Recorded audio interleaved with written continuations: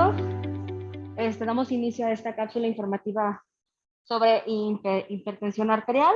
Denise, por favor, ¿nos ayudas con la presentación? Sí.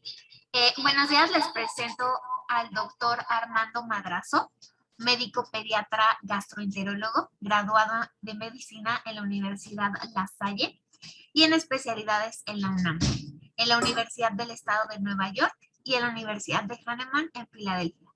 Fue jefe de gastroenterología pediátrica en el Centro Médico Nacional Siglo XXI, profesor de posgrado en la UNAM, consejero de la Sociedad Norteamericana de Gastroenterología Pediátrica, presidente de la Sociedad Latinoamericana de Gastroenterología Pediátrica, conferencista y autor de publicaciones médicas.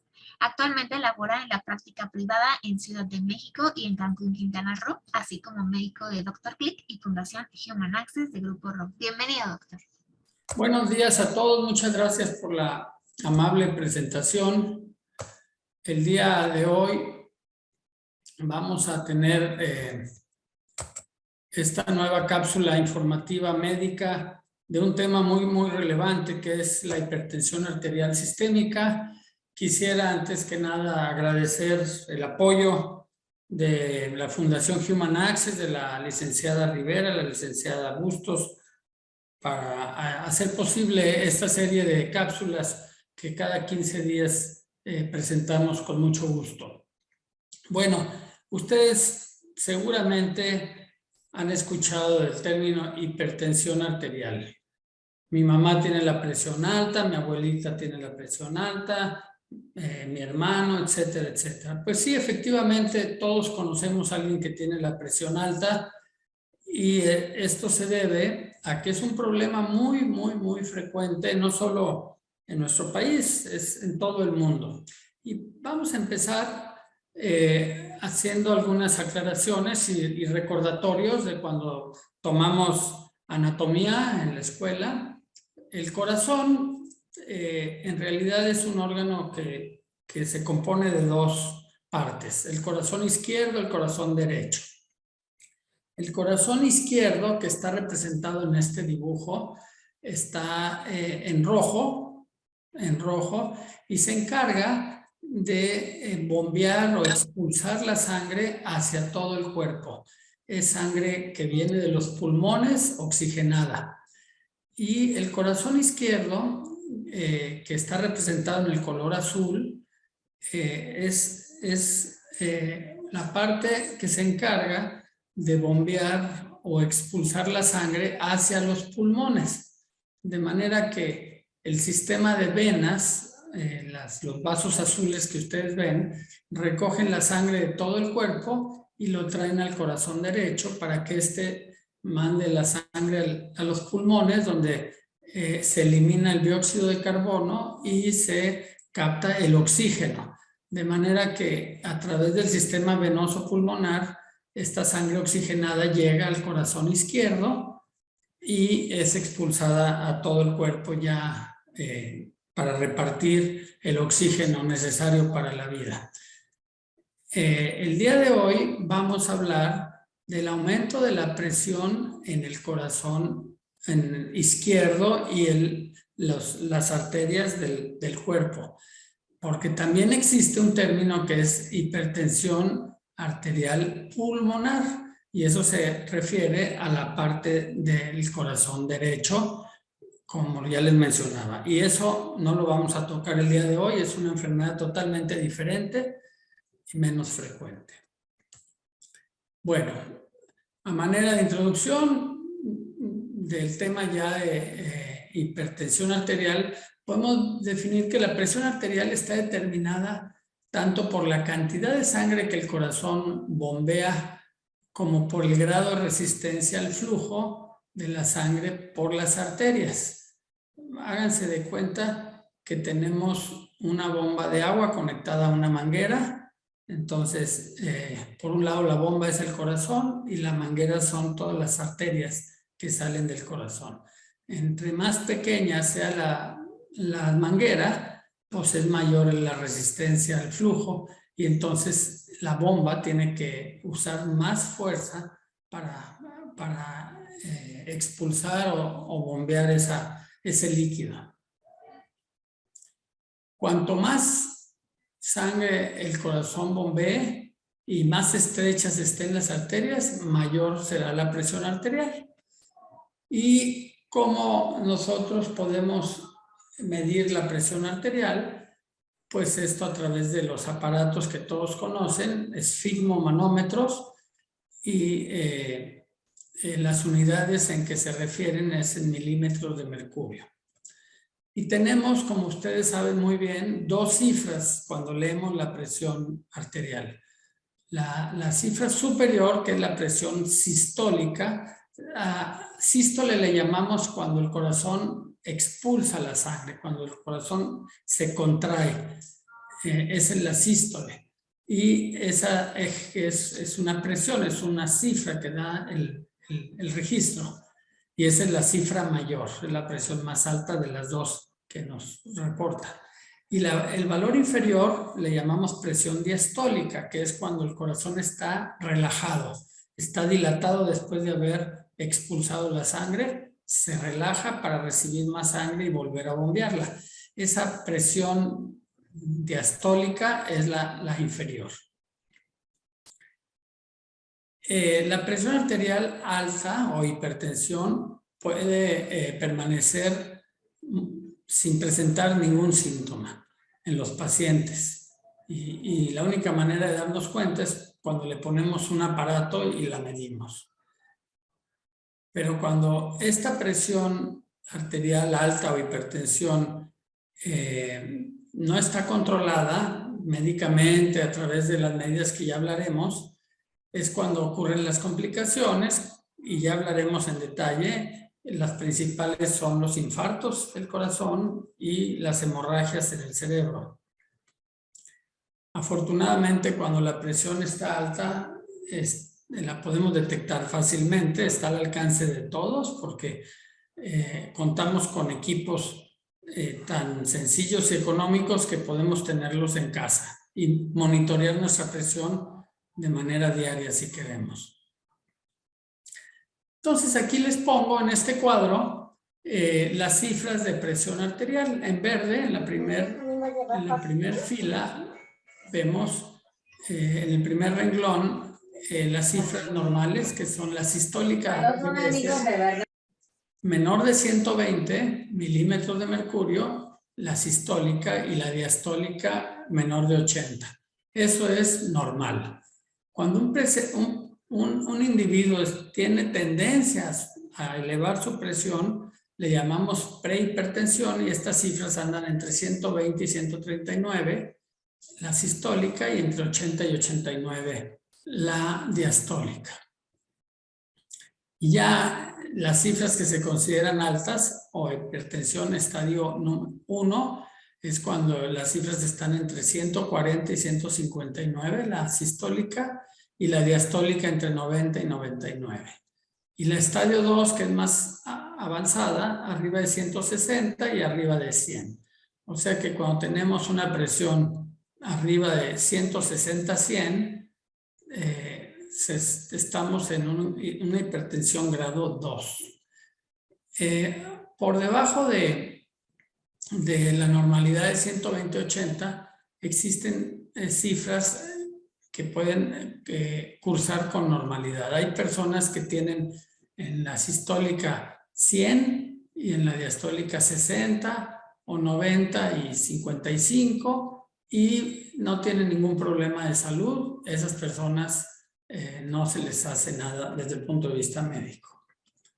Bueno, ya hablábamos de que la mayoría de los pacientes con la presión alta no tienen síntomas, a menos de que estas cifras alcancen cifras muy elevadas. Los síntomas pueden ser dolor de cabeza, mareos, palpitaciones, zumbido de oídos, dificultad para respirar, sangrados nasales o epistaxis.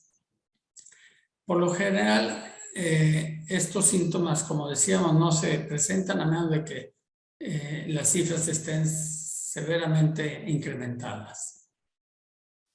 ¿Y cómo se clasifica la hipertensión arterial? Ya hablábamos de la clasificación en cuanto a las cifras, Pero en cuanto a las causas, también tenemos una clasificación y la que llamamos hipertensión primaria o hipertensión esencial, que es la que ocurre en la gran mayoría de los adultos, no tiene una causa clara, una causa identificable, y por eso se le llama primaria o esencial. Y esta se presenta gradualmente a través del tiempo, al ir aumentando la edad de los individuos.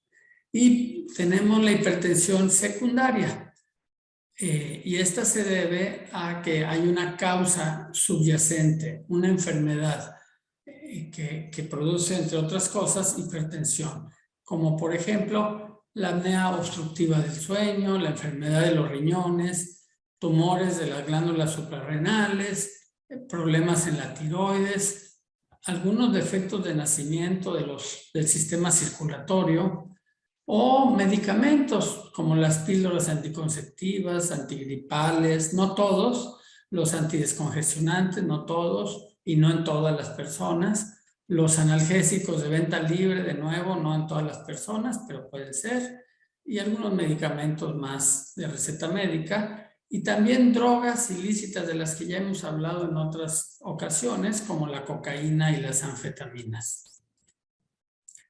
Bueno, ¿quiénes tienen mayor riesgo de sufrir hipertensión arterial?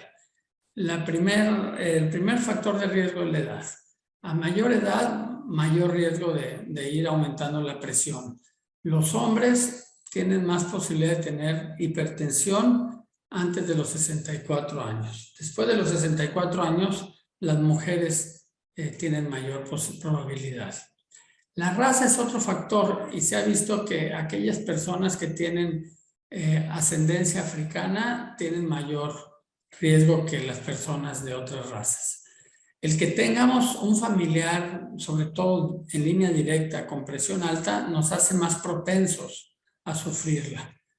El tener sobrepeso u obesidad hace que el corazón trabaje más para llevar la sangre, el oxígeno a mayor cantidad de masa del cuerpo, y eso produce que aumente la presión de contracción del corazón, del trabajo, el sedentarismo, la falta de actividad física hace que el corazón tenga más palpitaciones y eso hace que aumente la presión arterial. Consumo de tabaco u otras sustancias químicas pueden dañar el endotelio, el recubrimiento interno de las paredes de las arterias. Y esto produce que se vaya estrechando el calibre de las arterias, el lugar por donde circula la sangre se hace más estrecho y eso aumenta la presión. También el tabaquismo pasivo es causa de hipertensión arterial. El colesterol y los triglicéridos altos, cuando estos se presentan en determinadas moléculas como las lipoproteínas de muy baja densidad, tienden de nuevo a producir placas de ateroma en el interior de las arterias y estrecharlas y endurecerlas. Es lo que se llama aterosclerosis y producir la presión alta. El alto contenido de sal en la dieta hace que se retengan líquidos y aumente la presión. La cantidad insuficiente de potasio a través de su relación con el sodio en la célula también puede producir hipertensión arterial. El alcohol, entre otros muchos daños que produce, también es tóxico para el corazón y puede causar hipertensión arterial. El estrés puede provocar el aumento temporal mientras existe el estrés de la presión arterial. De ahí que muchas veces el estrés es un desencadenante de los infartos del miocardio, que por cierto es un tema del que vamos a hablar en la siguiente ocasión, los infartos del miocardio, los infartos del corazón. Y algunas enfermedades crónicas como los riñones, la diabetes, las apneas del sueño son causa de hipertensión arterial.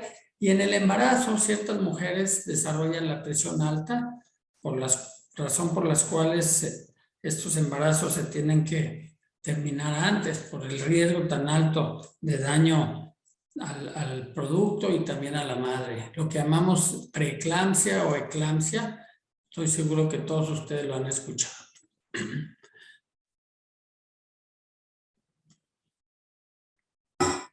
¿Y qué tan frecuente es la presión arterial alta? Bueno, se dice que hay más de 1,000 millones de personas en el mundo con hipertensión arterial. Recordar que somos alrededor de 8,000 millones, entonces 1,000 millones en el mundo. En México se reportan 30 millones de los 125 que somos. El Instituto Mexicano del Seguro Social tiene un censo de 6 millones de hipertensos en tratamiento. Y bueno, les traigo esta gráfica, esta pirámide poblacional publicada por el INEGI.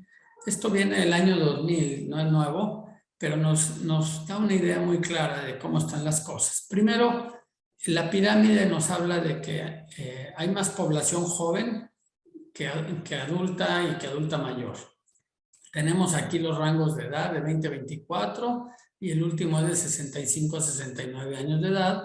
Del lado izquierdo en azul están los varones y del lado derecho en color violeta están las mujeres. Y vemos en el centro los porcentajes de hipertensión arterial en cada momento, en cada grupo de edad. Por ejemplo, entre los 20 y 24 años, el 20% que está representado en amarillo de los hombres y el 10.5% de las mujeres sufre de hipertensión arterial. Estas cifras van subiendo, vemos en hombres del 20, 22, 30, 35, 41, 45% entre 45 y 49 años de edad. ¿Sí? Y esto sube hasta casi 55% entre 65 y 69 años de edad, que es el grupo más añoso representado en esta gráfica. Y si nos vamos con las mujeres, de 10.5 subimos a 13, 15, 21, 27, 41, 51, 50, hasta 63% en mujeres entre 65 y 69 años de edad. Ya mencionábamos que después de 55, 60, 65 años de edad, la mujer se vuelve tiene más probabilidad de sufrir hipertensión que el hombre. Y bueno, en esta gráfica de triple gradiente lo vemos representado todavía con mayor claridad. Miren, tenemos 3 grupos de edad: 20 a 34 años el primero, 35 a 34 el segundo y 55 a 69 el tercer grupo en el eje horizontal. En verde tenemos a estos pacientes y tenemos el porcentaje de hipertensión, el porcentaje de hipertensión, 8%, 12.5%, diabetes mellitus negativo o diabetes mellitus positivo. O sea, los pacientes con diabetes tienen más posibilidad de sufrir presión alta. En el grupo del medio, en verde, 19.2 sin diabetes, 20.9 con diabetes. Y en el tercer grupo, 44.4 sin diabetes y sube a 46 con diabetes. Bueno, eso es en los pacientes que tienen un peso normal, no son obesos, no tienen sobrepeso. En amarillo tenemos las gráficas de los pacientes con sobrepeso. Y miren, sobrepeso con diabetes, sin diabetes con diabetes, en los diferentes grupos de edad, es una tendencia ascendente, como pueden ver aquí. Ascendente hacia la derecha y ascendente hacia atrás. Y en rojo, las barras rojas son aquellos pacientes que tienen obesidad. O sea, más que sobrepeso, obesidad. Y la misma tendencia, con diabetes o sin diabetes, subiendo, subiendo, subiendo y subiendo. De manera que el grupo de 55 a 69 años, o sea, el grupo de mayor edad, con diabetes mellitus y con obesidad, tiene 74% de hipertensión arterial. Es el grupo de mayor prevalencia. Bueno, ¿y cómo vamos a manejar o a tratar la hipertensión arterial? El primer punto es la dieta, y es muy, muy importante. Si estamos hablando de un individuo hipertenso con sobrepeso o con obesidad, tenemos que reducir las calorías en esa dieta. Esa persona tiene que bajar su consumo calórico para bajar de peso, y muchas veces disminuyendo el peso es suficiente para normalizar las cifras de presión arterial. En la dieta también podemos disminuir la sal, el contenido de sal, y para no retener líquidos y por lo tanto ayudar a que la presión se estabilice. Cuando tenemos un peso normal y tenemos una dieta baja en sal, pero tenemos herencia, por ejemplo, que nos predispone a sufrir la presión alta, o tenemos mucho estrés, una manera preventiva, y se ha visto útil, es usar la dieta mediterránea. Ustedes pueden consultar los detalles de la dieta mediterránea, pero bueno, en términos generales es una dieta que se usa mucho en los países del Mediterráneo y que está compuesta por aceite de olivo, por granos con fibra, frutos secos, etcétera, etcétera. Ustedes pueden, pescado, comidas del mar, ustedes pueden consultarla con mayor detalle. Pero bueno, la dieta mediterránea es adecuada para prevenir la hipertensión arterial. El segundo punto en el tratamiento es el ejercicio. La Asociación Americana de Medicina y de Cardiología recomiendan en todo individuo por lo menos 150 minutos, estamos hablando de 2 horas y media, de ejercicio aeróbico a la semana, mínimo. Esto es más o menos media hora diaria, más o menos, un poquito menos de media hora, pero en términos redondeando, media hora diaria, y con caminar es suficiente. No tiene que ser un ejercicio intenso de alto rendimiento. Con una marcha lo más rápido que se pueda es suficiente media hora diaria, y eso nos ayuda a bajar la presión o a prevenir hipertensión arterial.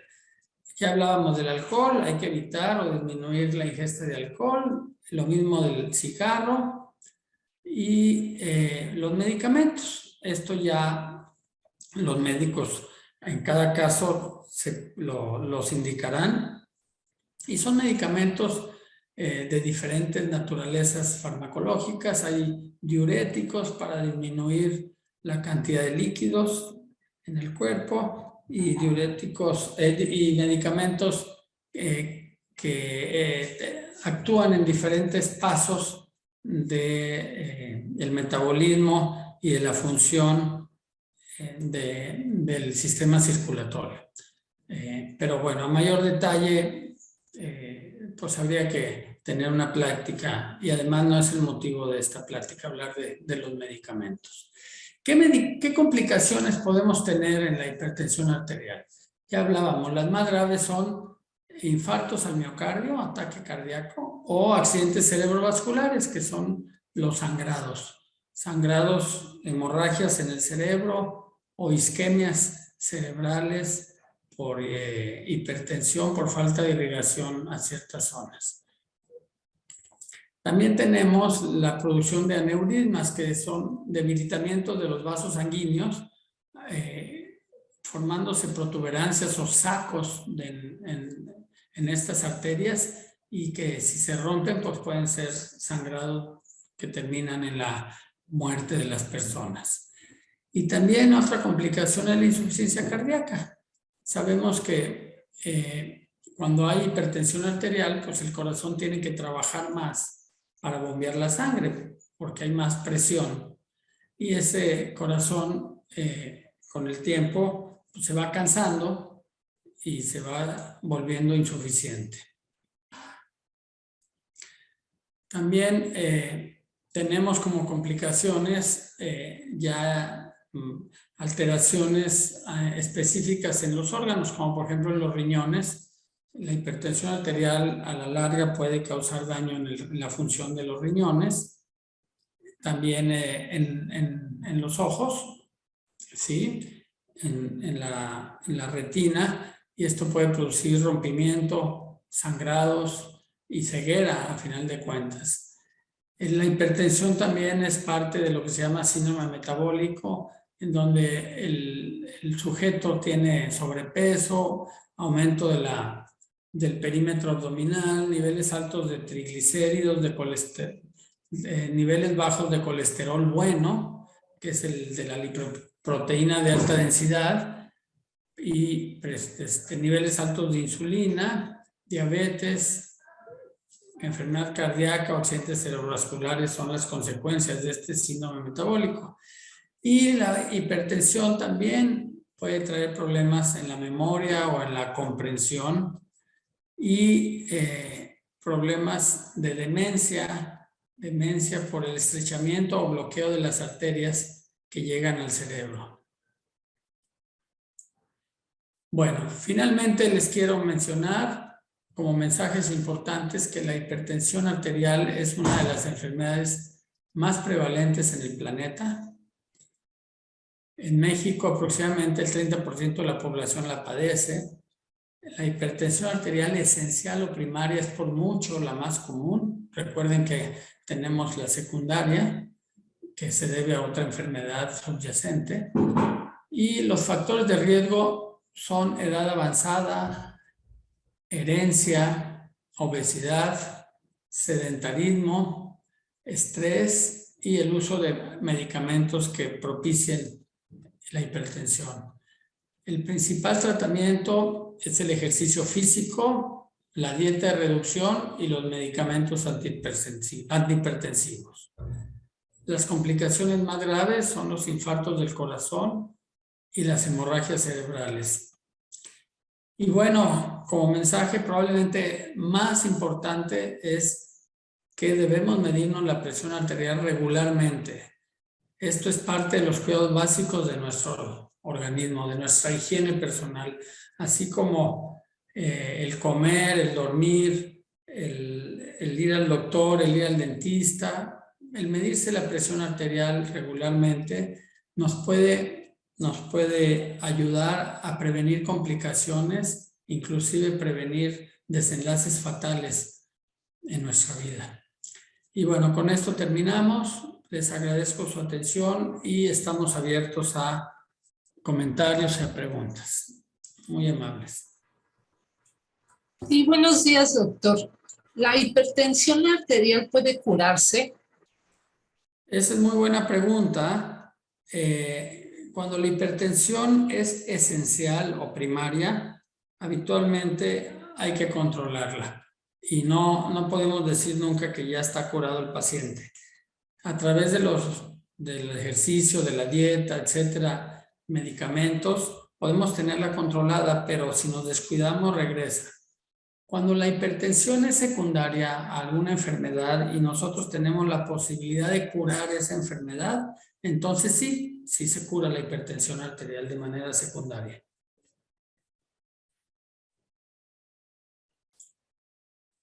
Gracias. ¿Alguien más tiene alguna pregunta? Sí. Doctor, ¿cómo sabemos si una persona va a sufrir de hipertensión en el futuro? Pues no lo sabemos, pero sí podemos sospechar o detectar que esa persona tiene riesgo. El que tenga antecedentes familiares, el que tenga obesidad, el que sea sedentario, que no haga ejercicio, el que maneje mucho estrés. Todas esas personas potencialmente pueden desarrollar hipertensión arterial. Y si vemos, por ejemplo, en México, 1 de cada 3 individuos la sufre, pues es muy fácil sospecharlo y es muy fácil descartarlo o confirmarlo a través de la medición de la presión arterial. Entonces, no podemos decir, mira, esa persona que va caminando en la banqueta tiene hipertensión arterial. No. Pero sí podemos decir, esa persona tiene alto riesgo de tener hipertensión arterial. ¿Sí, sí queda claro la respuesta? Sí, gracias, doctor. ¿Alguien más? Sí, doctor, yo tengo una pregunta. Si mi abuelita de 68 años tiene hipertensión, ¿se sabe si va a vivir menos años que una persona sana? ¿O cuál sería su probabilidad de esperanza de vida? Claro, esta pregunta también es muy importante, sobre todo las personas de la tercera edad les interesa mucho saber esto. En la medida en que esa presión arterial esté controlada, o sea, esté dentro de cifras normales a través de las medidas que ya mencionamos, no tiene por qué afectarse la sobrevida o la esperanza de vida de esa persona. Y a lo contrario, si la presión arterial está descontroladamente alta, por supuesto que la sobrevida va a disminuir. Gracias, doctor. Doctor, buenos días. Otra pregunta. En el caso de la pregunta que hizo Itzel sobre la presión alta, acerca de que solo las personas que tienen hipertensión alta secundaria se curan, en este caso, ¿es equivalente al control que tienen las de esencial y primaria? Y otra pregunta sería la relación con el COVID. Las personas que han tenido COVID es probable que también puedan tener hipertensión. Sí, muy buenos puntos los dos. Efectivamente, la hipertensión esencial o hipertensión primaria, que es la de la mayoría de la gente, se comporta como curada si está bien tratada y no abandonan las medidas de tratamiento, porque si las abandonan, pues puede haber recaídas. Vamos a poner un ejemplo. Una persona que tiene sobrepeso o tiene obesidad, esa persona se pone a una dieta estricta baja en calorías y se somete a un régimen de ejercicio físico regular, de manera que regresa a su peso ideal y por supuesto la presión también se normaliza. Esa persona probablemente no necesite medicamentos, no necesite ninguna otra medida más que seguir su vida sana, ejercitada, con una dieta normal, y la presión arterial se puede mantener en cifras normales el resto de su vida. Entonces, pues en él podemos decir que se curó. Se curó porque la causa, el origen de esa hipertensión también se resolvió.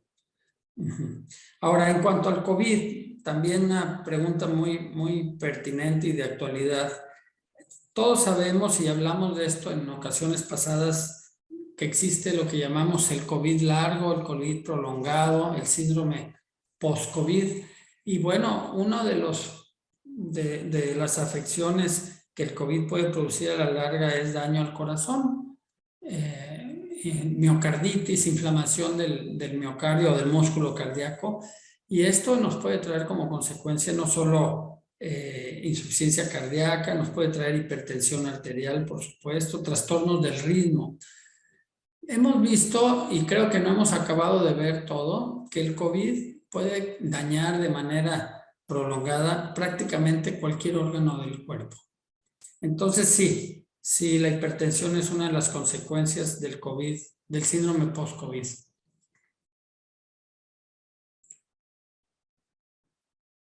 ¿Alguien más? ¿Tiene otra pregunta? Yo tengo otra pregunta. Adelante. ¿Los aparatos para medir la presión que se colocan en el dedo son confiables?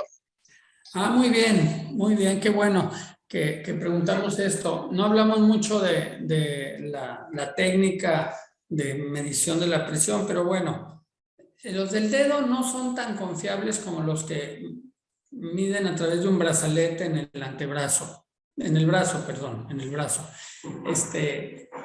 Son más confiables los del brazo, pero podemos decir que los del dedo nos ayudan de una manera aproximada también. Entonces no hay que descartarlos, son económicos, son fáciles de transportar, entonces es mejor que no tener nada.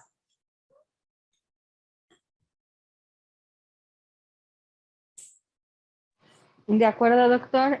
¿Alguien más tiene alguna pregunta? Ya se nos está agotando el tiempo. Licenciada Milene.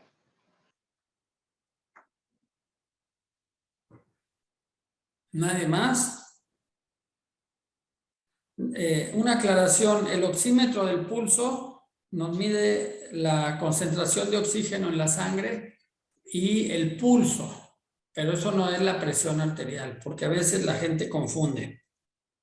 Ahora el oxímetro que todo el mundo conoce y utiliza por cuestiones del COVID. Y aprovecho para agradecer su atención, creo que terminamos y nos vemos dentro de 15 días. De acuerdo, pues muchas gracias, doctor. Cualquier cosa estamos en contacto. Nos vemos la próxima semana, perdón, en 15 días para la siguiente cápsula. Muchas gracias, que tengan buena tarde a todos. Buenas tardes.